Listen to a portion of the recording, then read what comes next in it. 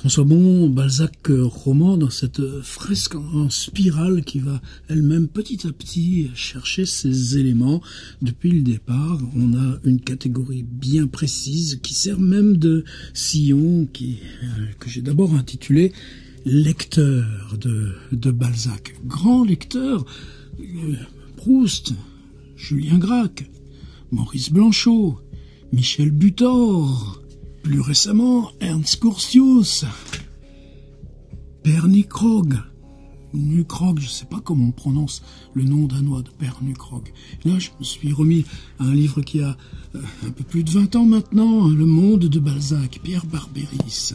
Il faudrait aussi ajouter la liste des livres sur Balzac où tu te sens réticent, où tu coinces, ou bien tu trouves des systèmes d'interprétation, comme André Wurmser, que j'ai pu fréquenter dans le 9e arrondissement de Paris au moment où j'écrivais mon premier livre. C'est une figure d'identification. Waouh, sa vie, comment quelqu'un qui passe sa vie à écrire. Et puis... là, chez Gibert, je regardais là aussi son livre, j'hésitais, c'était pas les 25 balles, non, c'était comment on s'invente chacun notre Balzac pour cheminer chacun vers soi-même. Et peut-être qu'une des définitions de Balzac, ce serait Balzac comme totalité de ces constructions fantasmatiques de lui-même, rassemblées sous forme de bibliothèque, là où chacun, pour écrire, doit savoir qui est son Balzac. Ça vaut pour Claude Simon, par exemple, aussi. Ça vaut, ce sera une vidéo à venir ensuite, pour Blaise Cendrars, de façon tellement surprenante. Comme si aussi, lecteur de Balzac, c'était pour définir ce que je ne veux pas dans mon propre travail.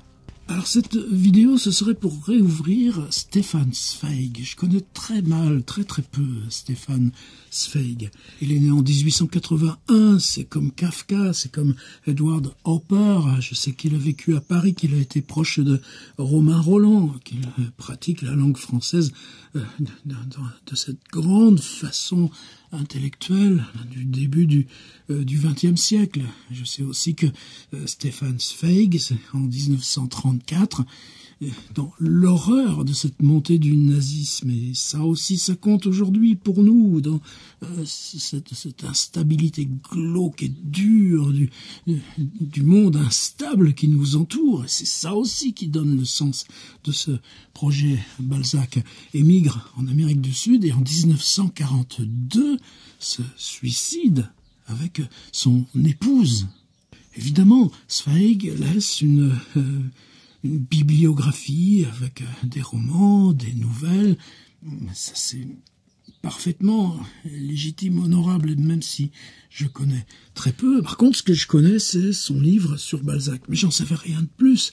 Alors, son livre sur Balzac, c'est un livre publié en 1946, c'est-à-dire un livre posthume, un livre publié 4 ans après ce suicide. Est-ce que un suicide peut laisser une ombre portée sur un livre qui est inachevé, mais qui sortira plus tard sans rien inscrire de ce suicide, puisque resté dans cet état d'inachevé tel que l'avait travaillé l'auteur pendant quasiment 20 ans. Et c'est quoi le point de départ de Zweig dans son rapport à Balzac?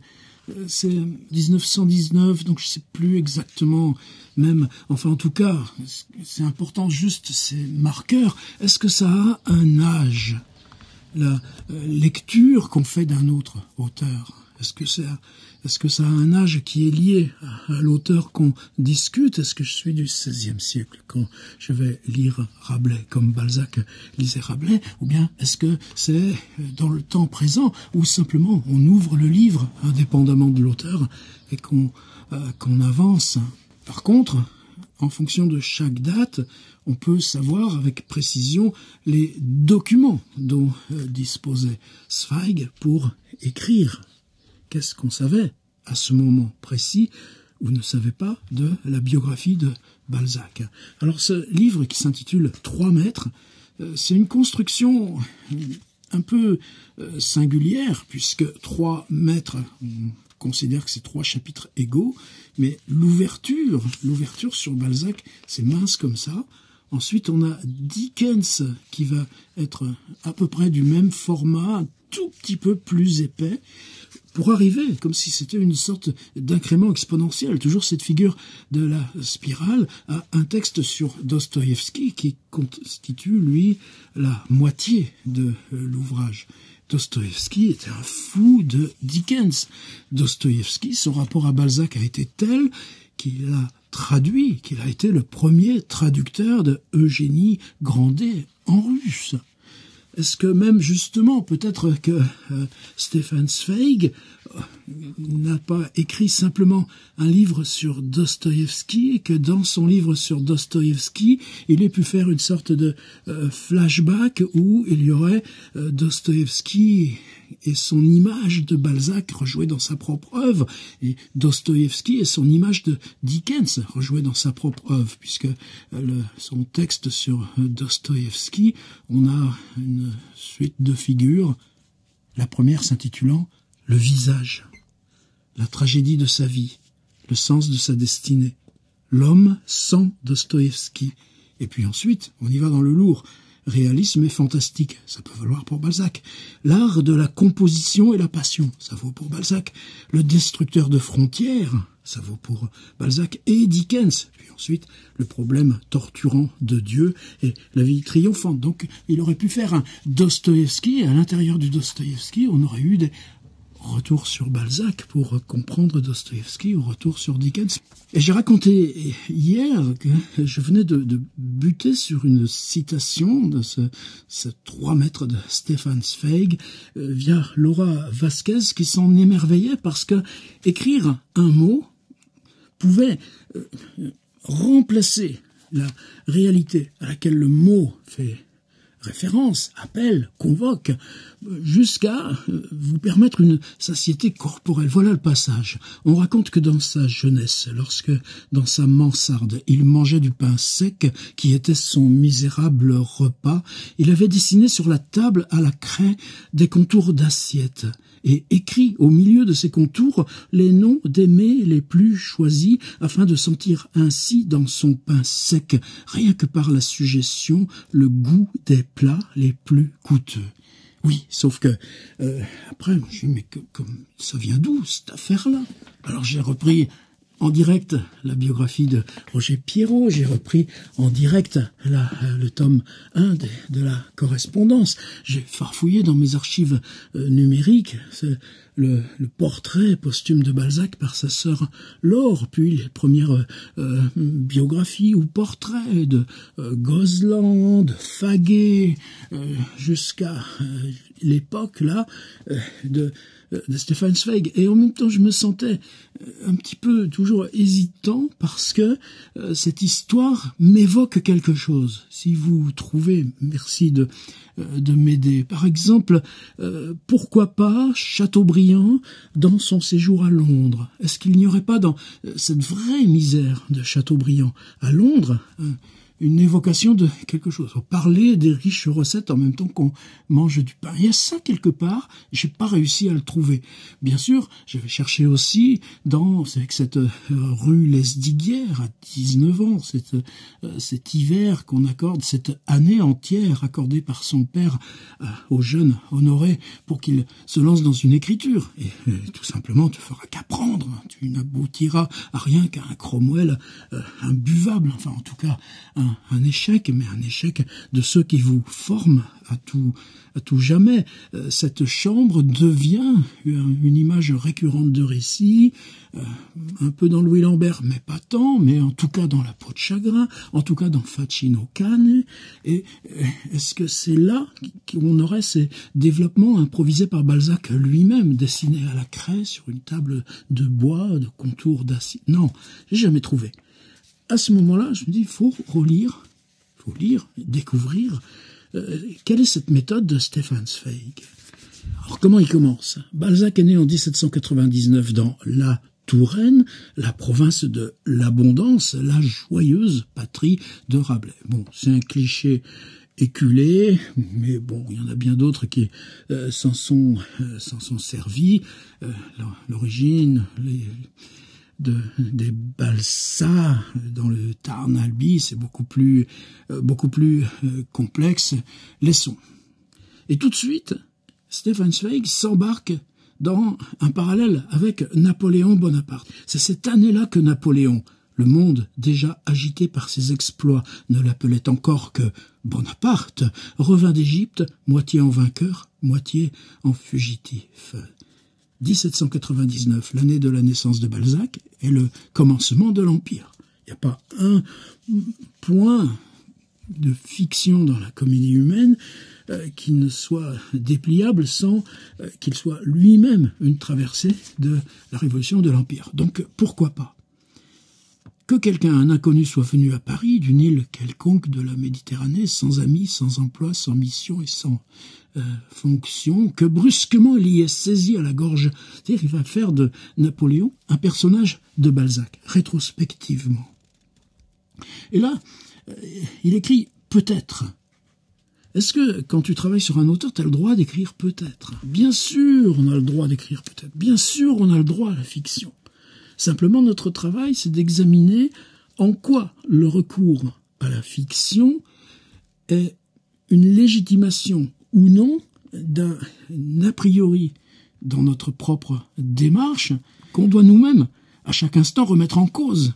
Puisqu'on sait que c'est une hypothèse, c'est des méthodologies parfaitement fondées en mathématiques et en physique. On fait travailler une hypothèse simplement pour décrypter la résilience ou le fonctionnement d'un système, et ensuite on pourra faire marche arrière, s'occuper du système indépendamment de cette hypothèse par laquelle nous, on a mis notre perception en mouvement. Je dis bizarrement, oui, mais peut-être que Balzac, enfant, a appris à lire dans les proclamations de l'empereur qui racontait fièrement et brutalement avec un pathos presque romain les lointaines victoires. Sans doute que son doigt d'enfant a suivi maladroitement sur la carte où la France, comme un fleuve débordé, se répandait peu à peu sur l'Europe, voire la traversée de la Bérésina dans Adieu, pourquoi pas, les marches des soldats de Napoléon. Simplement, on n'a aucune trace dans les récits repris par Balzac lui-même de son enfance, dans La peau de chagrin ou dans Louis Lambert, que cette hypothèse est fondée. Et Stefan Zweig repart encore dans ces peut-être, comme si, à force d'écrire des peut-être, tu allais fonctionner et marcher toi-même dans l'image ou le pays inventé par tes peut-être. Peut-être que pendant le jour, les soldats ont joué avec lui dans la rue. À Tours, ouais, on a vu, il y avait le retour du duc d'Angoulême, il y avait ces émigrés espagnols, mais est-ce que à Tours, Balzac a jamais joué dans la rue? À Vendôme, de ses 6 à ses 14 ans, certainement pas. Le collège est une prison, les sorties sont surveillées. Il ne rencontrera sa mère de ses 6 à 14 ans que 2 fois. Ensuite, oui, il y a ces 2 ans où il revient à Tours, où il fréquente ce qui serait aujourd'hui un lycée, avant qu'on l'expédie à Paris, mais tout à fait improbable. Et ça pose une autre question. Oui, on peut imaginer cette scène, nous, par exemple, quand on relit le colonel Chabert. Est-ce que parce que Balzac a reconstitué une scène de cette sorte, ou plusieurs, dans le colonel Chabert, avec une illusion de véracité, de proximité, on dirait aujourd'hui, vous savez, l'illusion, une vidéo immersive, le roman de Balzac comme fiction immersive. Est-ce qu'on a le droit de la projeter sur une source autobiographique? Non, mais on est toujours dans ce peut-être, devant le grand jardin par lequel Paris s'ouvre sur le monde. Un arc de triomphe s'était élevé, où étaient gravés les noms des villes vaincues, de la moitié de l'univers. Ça, c'est important, parce que c'est l'instance textuelle de la légende. Ce qui se passait à l'extérieur, dans un monde en ébullition, marquait profondément sa trace dans l'âme de l'enfant. Est-ce que plutôt ce qui marquait sa trace, c'était pas justement l'isolement auquel on était contraint? à Vendôme, à Tours, ensuite dans ces pensions parisiennes où quelqu'un vous accompagne, un gâcheux, on l'appelle, quelqu'un vous accompagne dans le moindre déplacement pour vous emmener au cours quand ils sont extérieurs. Alors Zweig, évidemment, travaille. Et souligner que là, je le lis, c'est une traduction historique de l'allemand par un nommé Alzir Ella. Et ce Alzir Ella, lui-même décédé, je crois, en 1953, c'est traduit avec l'aval et la collaboration de Stefan Zweig. À une époque de monstrueuses révolutions, où la morale, l'argent, la terre, les lois, la hiérarchie, bref, tout ce qui depuis des siècles était endigué dans des limites rigides, s'affaissait, tout débordait. À une époque où se produisaient des transformations inouïes, il devait forcément prendre de bonne heure conscience de la relativité de toutes les valeurs. Le monde autour de lui était un tourbillon, et qu'empris de vertige, le regard cherchait un point d'appui solide, un symbole, une étoile au-dessus de ces vagues cabrées dans ce chaos d'événements montants ou descendants. C'était toujours le même personnage, la même force agissante qui donnait le branle à ces mille vacillations et oscillations. Et qui plus est, ce personnage, Napoléon, le jeune Balzac l'avait vu lui-même. On est passé du peut-être au « et qui plus est, ce personnage, Napoléon, le jeune Balzac l'avait vu lui-même ».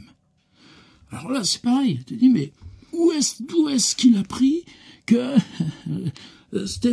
que Balzac avait... Et là, pareil, tu te dis, mais où est-ce que Stefan Zweig a pris l'idée que Balzac avait croisé pour de vrai Napoléon? Tu examines avec les dates, les lieux. Non, ça s'est jamais fait. Alors, concaténation. Et là encore, ce qui vient, c'est Chateaubriand. Chateaubriand qui voit, lui, Napoléon, à 3 mètres, plusieurs fois. Et là, perdu dans la foule, relégué dans la foule par le passage de l'homme prestigieux. Mais Balzac, non. Autobiographiquement, pas possible. À la pension Le Pitre, au moment des 100 jours, d'une part, le vieux Le Pitre, c'est ses élèves les plus des dernières années, ceux qui sont déjà là, à un âge que n'a pas encore Balzac, qui arrivent à s'échapper de la pension et à filer en groupe parce qu'ils veulent aller au fort de Vincennes pour se rassembler à cette foule qui va accueillir Napoléon.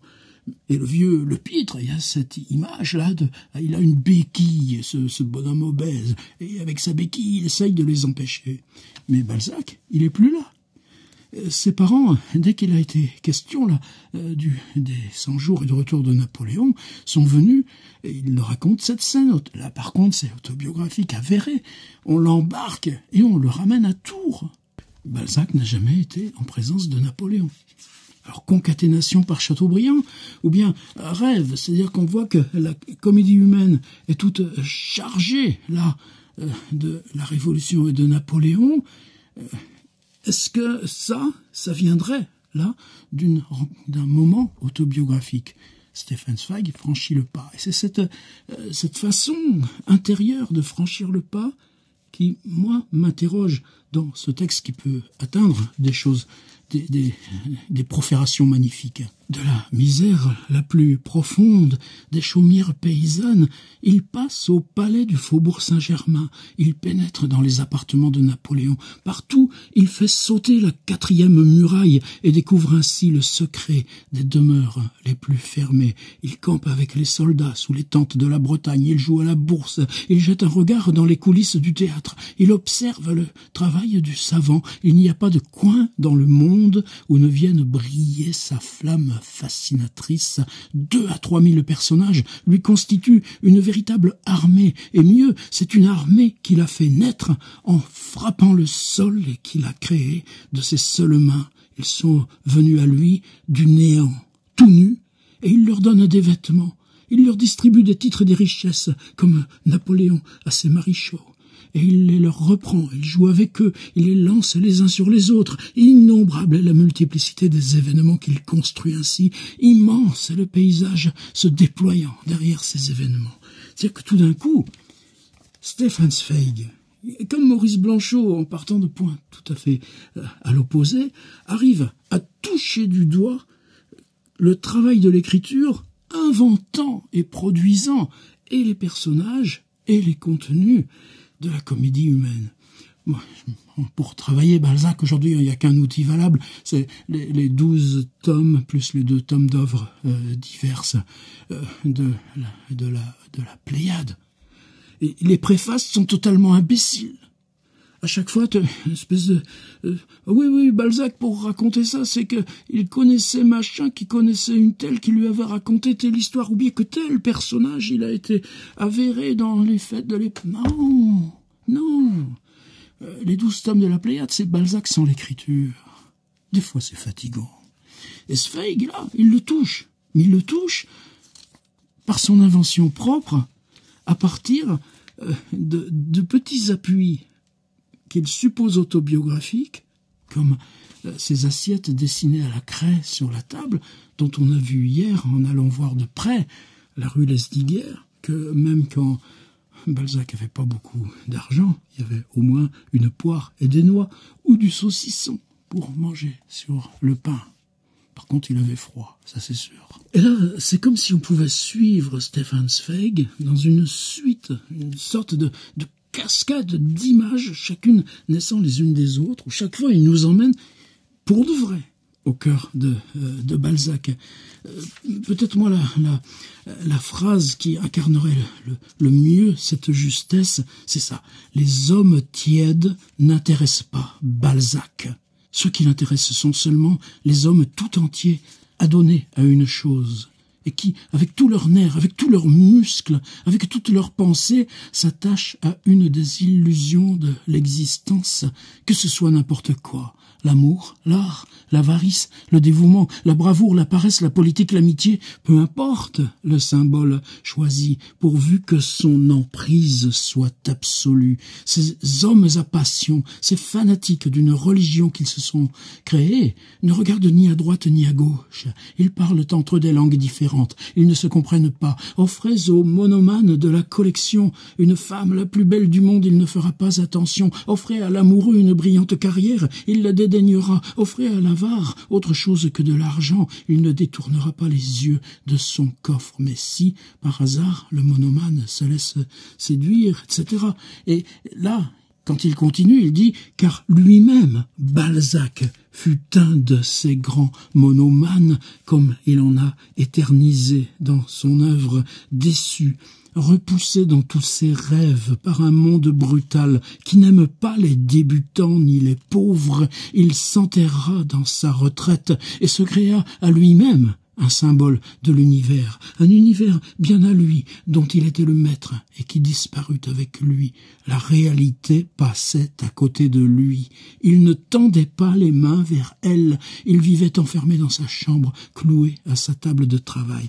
Et pour moi, le paradoxe est là. C'est-à-dire qu'on a un texte qui peut être a priori, qui pourrait s'effondrer, de n'avoir aucun fondement, et pourtant il est capable d'écrire « La réalité passait à côté de lui, il ne tendait pas les mains vers elle, il vivait enfermé dans sa chambre, cloué à sa table de travail. » Et là, tu as l'impression que tu y es en entier dans Balzac.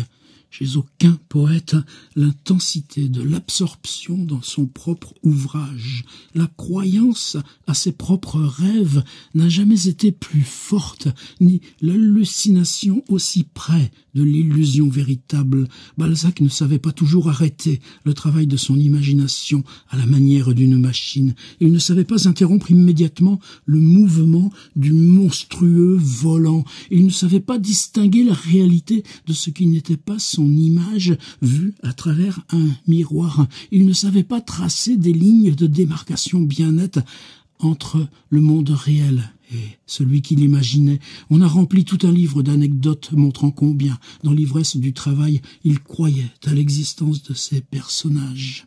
Un ami pénètre dans sa chambre, Balzac se précipite au-devant de lui. « Imagine-toi, dit-il, la malheureuse s'est suicidée. » Et on retombe là dans les fondements apocryphes d'une vision qui, elle, là, pour ce gars qui a 27, 28 ans, est parfaitement juste. Quelqu'un qui est à l'aube de son propre accès à la fiction et qui a besoin de se fabriquer Balzac, Dickens, Dostoïevski comme modèle, car lui, le magicien de la volonté, transmuait les choses étrangères en bien propres, transmuait le rêve en réalité. Et c'est là qu'on a le passage sur le pain sec. Il est très compréhensible qu'une volonté si colossale, qui gonflait ses rêves de sang et de vie, qui les animait tellement que leurs excitations n'étaient pas moins fortes que les phénomènes de la réalité. Il est très compréhensible qu'une telle volonté, monstrueusement douée d'un monstrueux pouvoir d'enchantement, ait vu dans sa propre magie le secret de la vie et ait fait de ses propres idées la loi de l'univers. Un petit peu, une petite musique de Stefan Zweig dans cette ébauche Balzac, une ébauche quasiment d'argile, comme le fait Rodin. Qu'est-ce qu'il fait Rodin? On lui commande ce monument à Balzac. Balzac est mort depuis déjà combien d'années? Il vient à Azel-Rideau. Ouais, ça lui permet d'être avec Camille Claudel en douce au château de Lillette. On peut visiter, c'est admirable. On est bien reçu. Là, il va trouver ce roulier, ce type qui est conducteur de la charrette de marchandises, qui fait tous les jours le trajet à Azel-Rideau, tour et tour à Azel-Rideau. Et c'est lui. Et tous les gens des patelins autour, tous les gens du canton, cesseront de le fréquenter. Parce que, regardez, ce gars qui accepte de se mettre tout nu pour l'artiste parisien et qu'on va sculpter à la terre avec sa grosse bidoche et ses fesses carrées. Il y a des images sur mon site, là, dans le portfolio, là, que je rassemble, alors qu'il n'est pas Balzac. Mais Rodin fabrique le Balzac le plus juste qu'on ait jamais eu. Dans notre galerie des grands Balzaciens, Stefan Zweig, avec le Balzac le moins fondé qu'on puisse imaginer, en refabriquant des anecdotes qu'il en ait été conscient ou pas. Mystère qui saura. Et pourtant, à travers de ces fausses anecdotes, arrivons à retrouver, pour ça la comparaison avec Rodin, un Balzac juste et qui nous permet, là, dire, ça y est, on l'a, le voilà, notre Balzac. Ça méritait. Le texte est dans le dossier réservé 1908. On a le droit.